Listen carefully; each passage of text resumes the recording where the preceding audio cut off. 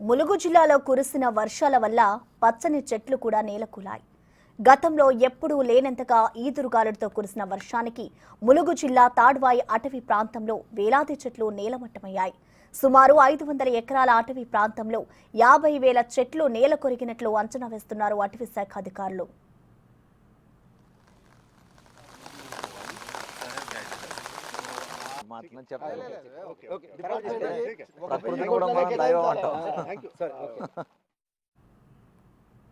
Tornado తరహాలో వచ్చిన గాలివానలు బీభత్సం సృష్టించాయి. సుమారు 500 ఎకరాల అటవీ ప్రాంతంలో 50,000 చెట్లు నేల కొరికాయి. ఒక్కో చెట్టు వయసు 50 ఏళ్లకు పైగా ఉంటుందని అంచనా వేస్తున్నారు. 40 నుంచి 80 ఫీట్లు ఏపుగా పెరిగిన భారీ వృక్షాలను కూడా టోర్నాడో దెబ్బకు వేళ్లతో సహా పెకిలి విరిగిపడ్డాయి. ఆ ప్రాంతంలో అడవిని పునరుద్ధరించడానికి 100 ఏళ్ల సమయం పట్టొచ్చని అంచనా వేస్తున్నారు.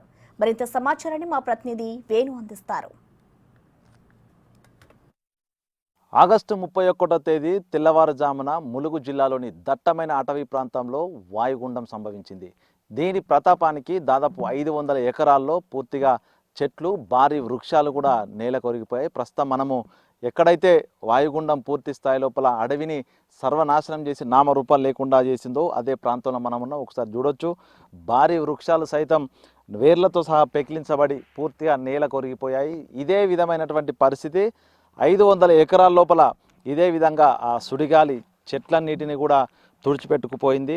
మొత్తంగా 50 నుంచి 60 వేల పైగా చెట్లు పూర్తిగా నేల కొరిగినట్లు కూడా ఫారెస్ట్ అధికారులు అంచనా వేస్తున్నారు.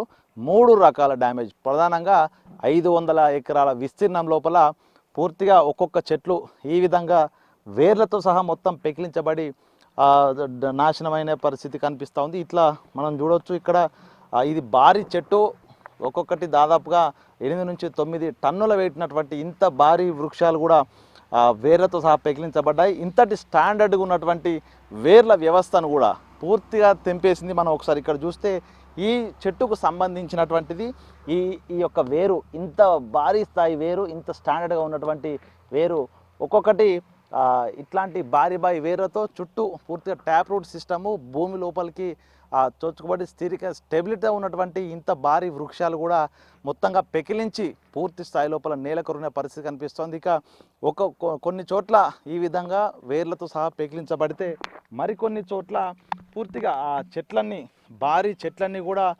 సగానికి నిట్ట నిలువునా చీలిపోయి సగానికి మధ్యలోకి విరిగి పూర్తిగా నేలమట్టమే పరిస్థితి. ఒకసారి మనం చూడొచ్చు విజువల్స్ లోపల భారీ స్థాయి ఆ చెట్టు కూడా మొత్తంగా చీలిపోయింది. అంటే దాన్ని ట్విస్ట్ చేసినట్టుగా, దాన్ని పూర్తిగా మెడల్ వంచినట్లుగా ఆ చెట్టు కాండాన్ని పూర్తిగా గాలి వంచడంతో ఆ చీరికలు నిట్టనిలా చీలిపోయింది. ఆ ప్రెజర్కు, ఆ ఫోర్స్కు తట్టుకోలేక అది మధ్యలోనే విరిగిపోయి కూలిపోయిన పరిస్థితి కనిపిస్తుంది. ఇట్లా 2 రకాలుగా చెట్లన్నీ కూడా ధ్వంసం. ఇక మరొక వైపు స్టాండర్డ్గా భూమి లోపల ఉన్న చెట్లకు సంబంధించినటువంటి కాండం ఒక్కటి మాత్రమే, సగం వరకు మాత్రమే మిగిలి ఉంది. మిగతా మీద ఒక మొండెం నుంచి తలను వేరు చేసినట్లుగా దానికి కొమ్మలు ఉన్నటువంటి ప్రాంతంలో విరిగిపోయి, అడ్డంగా విరిగిపోయి ఒక దానికి సంబంధించిన స్టెమ్ మాత్రం, కాండం మాత్రమే ఈ విధంగా భూమి మీద నిల్చొని ఉంది. అంటే 3 రకాలుగా ఈ వృక్షాలు, ఈ వృక్ష సంపద డ్యామేజ్ అయింది. మొత్తంగా వేర్లతో సహా పెకిలించబడ్డ చెట్లు పూర్తిగా చనిపోయినట్లే, దాంతోపాటుగా చీలిపోయి, నిట్ట నిలువుగా చీలిపోయి సగానికి విరిగిపోయి పడ్డ చెట్లు కూడా చాలా వరకు ఆ వేర్లన్నీ కూడా విరిగిపోయినాయి. కొన్ని చోట్ల కొంత యాంకరింగ్, వేర్లకు యాంకరింగ్ ఉండడంతో అవి మళ్ళీ మొలకెత్తే అవకాశం ఉంది. ఇక కొసలు ఏదైతే ఆ చెట్టుకు సంబంధించినటువంటి మీది భాగంలో విరిగి మెడ నుంచి తల వేరు చేసిన విరిగినవి, అవి మాత్రం మళ్ళీ చిగురెత్తే పరిస్థితి కనిపిస్తుంది. ఇట్లా దాదాపు 500 ఎకరాల లోపల మొత్తంగా 50 నుంచి 60 వేలకు పైగా భారీ వృక్షాలు, అది కూడా చిన్న చిన్న వృక్షాలను పక్కన పెడితే భారీ స్థాయి వృక్షాలు, పెద్ద పెద్ద చెట్లు డ్యామేజ్ అయిపోయి మొత్తంగా నేల కొరిన పరిస్థితి కనిపిస్తుంది. ఒకసారి మనం అసలు ఎందుకు వచ్చింది ఈ స్థాయి వాయుగుండం ఒకసారి మనం చూస్తే, మనం ఉన్నటువంటి ప్రాంతంలో నుంచి అంటే నార్త్ వైపు, మనం ఇప్పుడు ఉంది మేడారం వెళ్ళేటువంటి తాడ్వాయి నుంచి మేడారం వెళ్ళే రోడ్డు వైపు మనం ఉన్నాము. ఇక్కడ నార్త్ వైపు ప్రస్తుతం మనం చూసేది నార్త్ వైపు, నార్త్ నుంచి ఈ గాలులు బలమైన ఆ సుడిగాలి వీస్తూ వచ్చింది. మనం ఈ చెట్లు కింద ఫెల్ అయినటువంటి పరిస్థితి కూడా చూస్తే చెట్లన్నీ కూడా ఒకవైపు నార్త్ నుంచి సౌత్ ఫేజ్గా కింద కూలిపోయిన పరిస్థితి ఉంది. అంటే నార్త్ నుంచి సౌత్ ఫేజ్ వరకు సౌత్ ఫేజ్ సైడు ఈ గాలి వీసింది. అయితే ఒక్కొక్క చెట్లు మనకు అన్నీ ఒకే విధంగా సౌత్ వైపు అయితే ఫేస్ చేసి పడలేదు. కొన్ని సౌత్ నుంచి సౌత్ వెస్ట్గా కూడా పడిపోయాయి. అంటే వచ్చేటువంటి సుడిగాలి సుడులు తిరుగుతూ రావడంతో నార్త్ నుంచి సౌత్ ఫేజ్ నుంచి సౌత్ వెస్ట్ అంటే కొంత వంపులు తిరిగాయి. అంటే ఆ వంపులు తిరగడానికి మనం ప్రత్యక్ష సాక్ష్యంగా ఆ చెట్లు పూర్తిగా చీలిపోయి అంటే ట్విస్ట్ అయినట్టు ఆ చెట్టు కాండం అనేది కూడా ఆ ట్విస్ట్ అవుతూ వస్తుంది. అంటే గాలి సుడులు తిరుగుతుంది అక్కడ. అంటే ఆ భారీ వృక్షాన్ని కూడా సుడులు తిప్పుతూ మధ్యలోకి ఆ పెద్ద ఆ చెట్లను మధ్యలోకి ఆ కాండాన్ని కూడా విరిచేసింది సుడులు తిరుగుతూ. అట్లా దాన్ని ఆ పొజిషన్ చూస్తే మనకు ఆ క్లియర్ కట్గా మనకు అది అర్థమవుతుంది. అంటే సుడులు తిరుగుతూ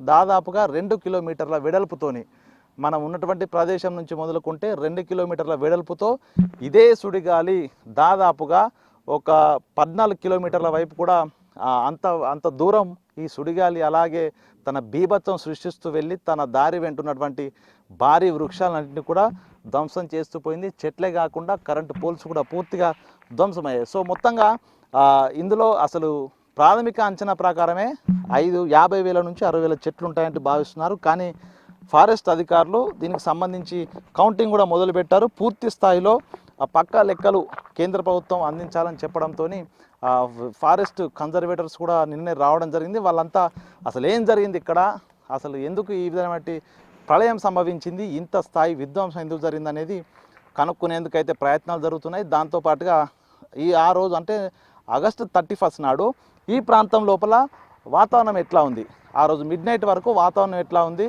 ఎందుకు ఈ స్థాయి ఇక్కడ సుడిగాలి వచ్చింది అనే దానిపైన రీసెర్చ్ చేయడానికి ప్రస్తుతం సెంట్రల్ గవర్నమెంట్ కూడా దీనికి సంబంధించి పూర్తి స్థాయి అడగాలి. దాంతోపాటు ఐఎండి ఇండియన్ మెట్రోలాజికల్ డిపార్ట్మెంట్తో పాటుగా సైంటిస్టుల బృందం కూడా దీనికి సంబంధించి కొంత డేటా అడిగారు. ఆ డేటాను కూడా పూర్తిగా తీసుకొని ఈ ప్రదేశంలోనే భారతదేశంలో ఎన్నడూ సంభవించినంత భారీ స్థాయి సుడిగాలి సంభవించింది, అసలు ఎందుకు ఏ కారణాల వల్ల సంభవించిందని కూడా వాళ్ళు తెలుసుకునే రీసెర్చ్ చేసేటువంటి స్టడీ చేసే పరిస్థితులు. అయితే ఈ స్థాయి డ్యామేజు ఈ స్థాయి సుడిగాలి కూడా ఇంతవరకు భారతీయ చరిత్రలో రాలేదనేది ఆ సైంటిస్ట్ కూడా చెప్తున్నారు. సో అంటే అసలు ఎందుకు ఇక్కడే వచ్చింది, ఏ కారణాల వల్ల వచ్చింది అనేది కూడా తేల్చదు. కానీ ప్రాథమికంగా మాత్రం మనము ఈ సుడిగాలి మనం సాధారణంగా మన ఊర్లలో చూస్తుంటాము చిన్న స్థాయి, అంటే దాదాపుగా 1 మీటరు వైశాల్యం కూడా ఉన్నటువంటి సుడిగాలి చిన్నగా అక్కడ ఉండే చెత్తను కవర్లను పేపర్లను కూడా ఇలా చుట్టుకుని వెళ్ళిపోతుంది. కానీ అట్లాంటి యొక్క సుడిగాలి దాదాపు 2 కిలోమీటర్ల వెడల్పుతోని 14 నుంచి 15 కిలోమీటర్ల దూరం వెళ్ళి ఈ స్థాయి బీభత్సం సృష్టించిందంటే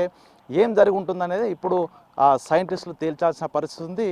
అయితే ఈ సుడిగాలి వెళ్తూ కూడా తను ఉన్నటువంటి ప్రదేశం నుంచి భారీ డ్యామేజ్ నుంచి మొదలుకుంటే అది బలహీనపడేటువంటి 14-15 కిలోమీటర్ల వరకు వెళ్ళేసరికి అది కొంత బలహీనపడింది, అక్కడ కొంత డ్యామేజ్ తక్కువ ఉంది. అంటే ఎందుకు ఈ డ్యామేజ్ సంభవించింది అనేది కూడా కొంత సైంటిస్టులే తేల్చాల్సి ఉంది. అయితే అప్పుడు ఆగస్టు 31 నాడు ఈ యొక్క విధ్వంసం జరగడానికి ముందు అల్పపీడన ప్రభావం ఉంది, స్వల్ప నుంచి మధ్యస్థాయి వర్షాలు కూడా పడుతున్నాయి. ఒకవేళ సుడిగాలి సంభవిస్తే క్యూములో నింబస్ క్లౌడ్స్ నుంచి అల్పపీడనం ఏర్పడి 2 వైపుల నుంచి భారీ స్థాయి లోపల ఇక్కడికి గాలి అతి వేగంతో వచ్చి ఒక చల్లని కోల్డ్ ఎయిర్తో పాటుగా హాట్ ఎయిర్ 2 కొల్లైడ్ అయిన తర్వాత ఇట్లాంటి టోర్నడోస్ లాంటివి వస్తాయని కూడా చెప్తున్నారు. కానీ ములుగులోనే ఎందుకు వచ్చింది, ఈ దట్టమైన అటవీ ప్రాంతంలో ఎందుకు వచ్చింది, ఇక్కడ ఆ రోజు వాతావరణంలో పెను మార్పులు కూడా సంభవించలేదు.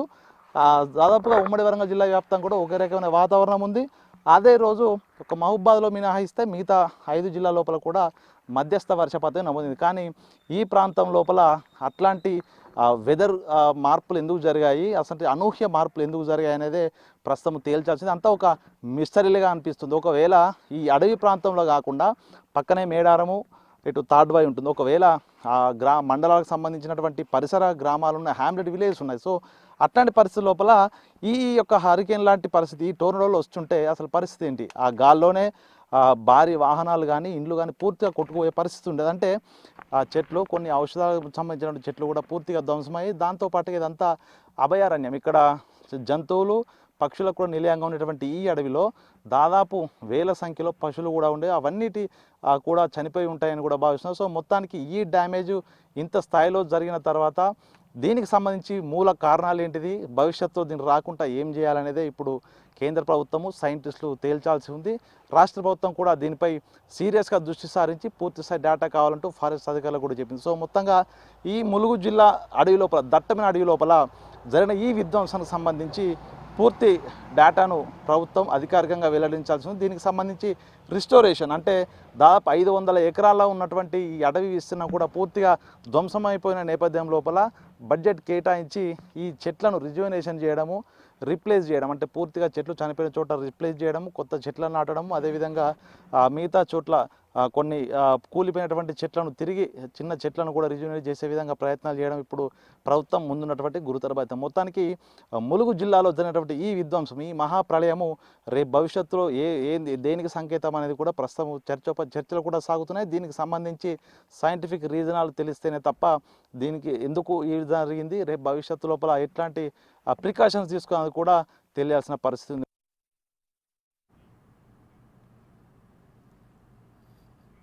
భయంకరమైన సుడిగాలితో అడవిలోని వృక్ష సంపద మొత్తం తుడిచిపెట్టుకుపోయిందని స్థానికులు ఆవేదన వ్యక్తం చేస్తున్నారు. ఇదే గ్రామాల్లోకి వచ్చి ఉంటే ఇళ్లను నేలమట్టం చేసేదని, ప్రాణాపాయం తప్పిందని అంటున్నారు. రాకాసి సుడిగాలిని తలుచుకుంటే వెన్నులో వణుకు పడుతుందని చెప్తున్నారు. కేంద్ర ప్రభుత్వం, రాష్ట్ర ప్రభుత్వాలు అడవిని పునరుద్ధరించాలని, విరిగిన చెట్ల స్థానంలో మొక్కలు నాటాలని సూచిస్తున్నారు.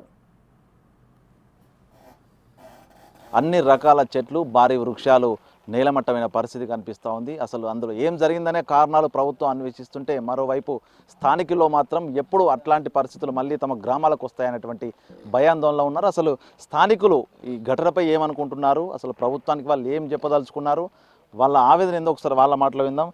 చెప్పండి, అసలు ఏంది, ఎప్పుడు జరిగింది ఇది జరిగిన తర్వాత ఇప్పుడు గతంలో మీరు ఇట్లాంటివి చూసిర్రా, దీని మీద అసలు అధికారులు మీతో ఏం చెప్తున్నారు? మేము గత 30-40 సంవత్సరాల నుంచి ఈ ప్రాంతంలో ఇలా జరిగిన పరిస్థితి అయితే లేదు. కానీ 31వ తారీఖు జరిగిన ఘటన ఇది చాలా దుర్మార్గంగా జరిగింది. ఈ ప్రళయం, ఈ ప్రకృతి వైపరీత్యం జరిగినది రేపొద్దుగల గ్రామాలలోకి వచ్చిన పరిస్థితి ఏందని ఆలోచించడానికి, ఊహించడానికే పరిస్థితి అలా లేదు. కాబట్టి ప్రకృతి ఇలా జరగడానికి గల కారణం ఇప్పుడు చేసే ప్రకృతిలో జరుగుతున్న మార్పులు. ఈ మార్పులకు మనం ఖచ్చితంగా చర్య తీసుకోవాల్సిన అవసరం ఉంది. ప్రభుత్వాలు కూడా ఆ రకంగా చూడాల్సిన అవసరం కూడా ఉంది. ఈరోజు 500 ఎకరాల్లో జరిగిన ఈ విపరీతమైన గాలులు ఒక జస్ట్ లైక్ టొర్నాడో లెక్కనే జరిగిన పరిస్థితి ఉంది. కానీ భారతదేశంలో ఇలాంటిది లేదు. కానీ మొట్టమొదటిసారిగా భారతదేశంలో ఇలాంటి ఘటన జరిగింది. ఇది ఒక గ్రామంలో వస్తే అక్కడ ఉన్న ప్రజల పరిస్థితి మొన్న వాయనాలో జరిగిన ఘటన కంటే దుర్మార్గంగా కనపడే పరిస్థితి ఈరోజు కనపడుతుంది. కాబట్టి వెంటనే రాష్ట్ర ప్రభుత్వము కొంత పరిస్థితి తీసుకుంది, ఫారెస్ట్ అధికారులు తీసుకుంటా ఉన్నారు. కానీ కేంద్ర ప్రభుత్వం ఇమీడియట్గా దీనికి కొంత నిధులు కేటాయించి ఇమీడియట్లీ ఇక్కడ ఒక అడవి పోయిన తర్వాత మళ్ళీ పరిస్థితి విపరీతం జరిగే పరిస్థితి ఉంది. ఇలాంటి ప్రళయాలు జరిగే అవకాశం ఉంది. కాబట్టి ప్రభుత్వం వెంటనే నిధులు కేటాయించి దీన్ని పరిశీలించాలి. ఏం జరిగిందో దాని యొక్క లోతులోకి పరిశీలించాల్సిన పరిస్థితి. కానీ ఇప్పుడు అధికారులు చెప్పేది ఏంటి చెప్తున్నారంటే, ఇది ప్రకృతి, కొన్ని ఇబ్బందులు, గతంలో వర్షం పడింది, ఇప్పుడు కూడా వర్షం పడింది, కాబట్టి ఇలాంటి ప్రాబ్లం జరిగింది అనుకుంటున్నారు. ఈ ప్రాబ్లంకి ఇది ఒక్కటి ఇక్కడున్న పరిస్థితులే కాదు, దేశంలో, ప్రపంచంలో జరుగుతున్న వాతావరణంలో జరుగుతున్న పరిస్థితులను కూడా చూడాలి. విపరీతమైన విపత్కర పరిస్థితులు మనకు కనబడతా ఉన్నాయి. ఈరోజు చెట్లు పట్టమే కాదు, జీవ వైవిధ్యం కూడా దెబ్బతినే అవకాశం ఉన్నది. ఈ అడవుల్లో ఉన్నటువంటి తొండలు కానీ, కోతులు కానీ, కొండముచ్చులు కానీ, ఇంకా ఉడుములు కానీ, ఇట్లా అనేక రకాలైనటువంటి జంతువులు నేలమట్టమైన జీవజాతితో పాటు చెట్లతో పాటు జీవజాతి కూడా నశించిపోయే అవకాశం కూడా ఉన్నది. దీని జీవ వైవిధ్యం దెబ్బతినే అవకాశం ఉన్నది. ఇందాక మనం అనుకున్నట్లు దీనికి కారణం గ్లోబల్ పొల్యూషనే ప్రధాన కారణం అనేది కూడా మనకు అర్థమవుతూ ఉన్నది. కాబట్టి మనం ఇక్కడ జీవ వైవిధ్యం పడవిల్లాలన్నా, అదేవిధంగా ఈ ఎటునగరం అభయారణ్యం లోపల ఈ అడవిని కాపాడాలంటే ఇప్పుడున్నటువంటి పడిపోయిన చెట్లను మొత్తం కూడా తొలగించేసి మళ్ళీ పునర్నిర్మాణం కోసం ఇక్కడ ఉన్నటువంటి కేంద్ర ప్రభుత్వం 1000 కోట్లు కేటాయిస్తేనే ఈ యొక్క అడవి మళ్ళీ పునర్నిర్మాణం అయ్యే అవకాశం ఉన్నది. కాబట్టి కేంద్ర ప్రభుత్వం తక్షణ చర్యలు తీసుకొని మా యొక్క ఏజెన్సీ ప్రాంతంలో అడవుల్ని మళ్ళీ పునర్నిర్మించాలని మేము కోరుతా ఉన్నాం. నేను 50 ఏళ్ళు ఉంటాను. ఈ 50 ఏళ్ళ కానించి ఏ రోజు కూడా ఇట్లాంటి వాతావరణం చూడలేదు. ఈ వాతావరణం ఎందుకు ఈ వాతావరణం ఏర్పడుతుందో సైంటిఫిక్గా ఇంతకుముందు మనోళ్ళు అన్నట్టుగా సైంటిఫిక్గా ప్రభుత్వంగా కొంత సైంటిస్టులను తోలి ఇక్కడ ఈ ప్రాంతాల్లో ఏం జరిగిందని సైన్స్గా గుర్తించి దాని మీద పరిశోధన చేయాల్సిన ఎంతైనా అవసరం ఉంది. కాబట్టి ఈ చుట్టుపక్కల ప్రాంతాల్లో ఒక 50 గ్రామాలు ఉంటాయి. ఈ 50 గ్రామాలలో కూడా గతంలో ఎన్నడూ లేని ఉరుములు, మెరుపులు, అసలు నైట్లో పండుకోవాలనే ఉండవద్దనే భయంగా ఏర్పడుతుంది. అసలు నిద్రలు కూడా పడతలేవు. ఇట్లాంటి వాతావరణం ఎప్పుడు చూడలేదు. కాబట్టి అసలు ఈ ప్రకృతికి కారణం ఏంటిదో ప్రభుత్వం వెంటనే సైంటిస్టులను తోలి దీని మీద పరిశోధన చేయాలని చెప్పి సిపిఎం పార్టీగా డిమాండ్ చేస్తున్నాం. తాడువాయి అడవుల్లో ఏం జరిగిందో తెలుసుకునేందుకు ఫారెస్ట్ అధికారులు, సైంటిస్టులు మల్లగుల్లాలు పడుతున్నారు. ప్రకృతి విపత్తు వల్లే ఈ ప్రళయం జరిగి ఉంటుందని అంచనా వేస్తున్నారు. భారీ టోర్నాడో తరహా సుడిగాలి వృక్షాలను నేల కూల్చాయని అంచనా వేస్తున్నారు ఫారెస్ట్ అధికారి రోహిత్. దీనికి కారణం ఎవరికీ అంతుపట్టడం లేదని, త్వరలో అన్ని వివరాలు ప్రభుత్వం ముందుకు తీసుకొస్తామని అన్నారు. ములుగు జిల్లాలో వాయుగుండం సృష్టించిన బీభత్సాన్ని ఫారెస్ట్ అధికారులు అయితే అంచనాలు వేస్తున్నారు. అసలు భారీ స్థాయి లోపల వృక్ష సంపద నేలకూలి వేళ్లతో సహా పెకిలించబడింది. దీనికి సంబంధించి కారణాలు ఏంటి, ఇంత విస్తీర్ణంలో అడవి ధ్వంసమైందనే దానిపై కూడా డిఎఫ్ఓ మనతో రాహుల్ గారు ఒకసారి సార్ నమస్తే. ఎందుకు అసలు యాక్చువల్లీ ఎంత మేర ఇక్కడ డ్యామేజ్ జరిగింది, అసలు మీ ఎస్టిమేషన్లో ఏముంది? 31 ఆగస్టు రోజు ఈవినింగ్ టైం ఒక 6:37-7:30 టైంలో ఇక్కడ చాలా వర్షం వచ్చింది.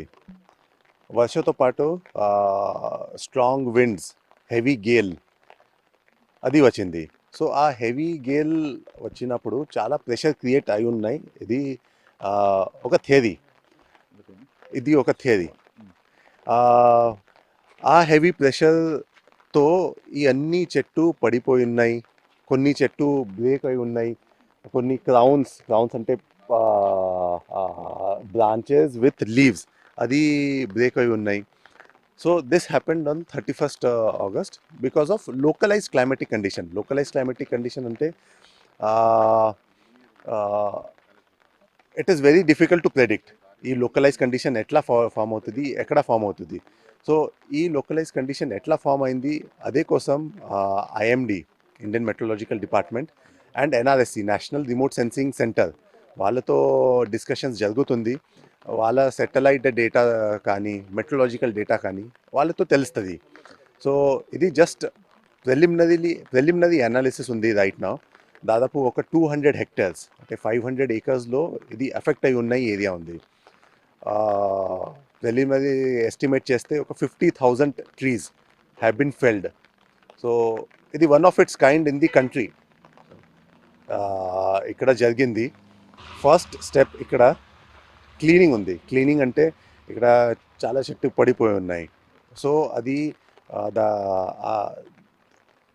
ఆ చెట్టు అంటే ఆ ట్రీస్ మే కొన్ని టింబర్ స్పీషీస్ ఉంటుంది, కొన్ని నాన్ టింబర్ స్పీషీస్ ఉంటుంది. ఫస్ట్ ఆ టింబర్ స్పీషీస్ ఇక్కడ నుంచి కలెక్ట్ చేయాలి, డెపోకి ట్రాన్స్పోర్ట్ చేయాలి. Whatever is non timber species అది we will put it here only. Second is rejuvenation of ఈ ఫారెస్ట్ ప్యాచ్ ఒక 500 ఏకర్స్. సో ఆ రీజువినేషన్ ఎట్లా చేయాలి, ఏమేం చేయాలి, అది what all activities to be done, that planning is going on. అంటే మరోసారి ఇట్లాంటి పరిస్థితి వచ్చే అవకాశం ఉంది. హ్యామ్లెట్స్, విలేజెస్ కూడా ఉన్నాయి కదా, అట్లైన ప్రికాషన్ మెజర్స్ కానీ వాళ్ళకి ఏమైనా చెప్తున్నారు? ఎస్. సో ముందు చెప్పాను నేను, it is a very localise కండిషన్కి హౌ టు ప్రెడిక్ట్ అది only NRSC and IMD can tell. Prediction is there part. Second, ఇట్లానే ఇష్యూస్ జరిగితే what has to be done. So for us common citizen awareness ఉండాలి. Awareness అంటే కొంచెం భారీ వర్షం పడితే ఇమీడియట్లీ హయ్యర్ ప్లేస్లో వెళ్ళాలి. స్ట్రాంగ్ విండ్స్ వస్తే ఈ లూజ్ స్ట్రక్చర్ నుంచి కొంచెం బయట పోవాలి, దూరంగా పోవాలి. ఇవన్నీ precautions we should take care. మొత్తంగా ఈ యొక్క విధ్వంసం సంబంధించి ఎన్ని రోజులు పట్టే అవకాశం, అసలు కారణాలు తెలియలేను? డిస్కషన్స్ జరుగుతున్నాయి. I cannot tell the time frame right now, ఎందుకంటే స్టేట్ గవర్నమెంట్ కూడా చాలా సీరియస్లీ ఈ విషయం గురించి చెప్తూ ఉన్నాయి. సిఎస్ గారు నిన్న నా పిసిఎఫ్ గారు కూడా వచ్చారు ఇక్కడ. సార్ కూడా చూశారు. సార్ కూడా కొన్ని ఇన్స్ట్రక్షన్స్ ఇచ్చారు. ఆ ఇన్స్ట్రక్షన్స్ ప్రకారం ముందు వెళ్తున్నారు. Okay sir, thank you. ఇది మొత్తంగా తాడ్వాయి మేడారం రహదారి వెంట ఉన్నటువంటి దాదాపు 500 ఎకరాల ఉన్నటువంటి అడవిలో ఉన్నటువంటి చాలా స్పీసీస్ అన్నీ కూడా వేళ్లతో పెగిలించబడ్డాయి. మరికొన్ని చెట్లు మధ్యలోకి విరిగిపోయాయి. మరికొన్ని చెట్లు పూర్తిగా కొమ్మలు పూర్తిగా వెళ్ళిపోయి ఒక మూడు వారిన పరిస్థితి కనిపిస్తోంది. మొత్తానికి దీనికి సంబంధించి లోకలైజ్డ్గా ఒక విపత్కర పరిస్థితులు ఏర్పడ్డాయి. దానికి సంబంధించి కేంద్ర ప్రభుత్వం సంబంధించిన శాఖలతో కూడా రీసెర్చ్ చేస్తున్నారు. దీనికి సంబంధించిన కారణాలు కూడా త్వరలో వెల్లడిస్తాం. ముందు జాగ్రత్త చర్యల్లో భాగంగా దీనికి సంబంధించిన రోడ్ల వైపు బెండైన ట్రీస్ని కూడా తొలగిస్తూ ఎటువంటి ఇబ్బంది కలగకుండా చూస్తున్నామంటూ కూడా డిఎఫ్ఓ రాహుల్ చెప్తున్న పరిస్థితి కనిపిస్తుంది. వీడియో జర్నలిస్ట్ సంతోష్తో వేణుబిగ్ టీవీ ములుగు.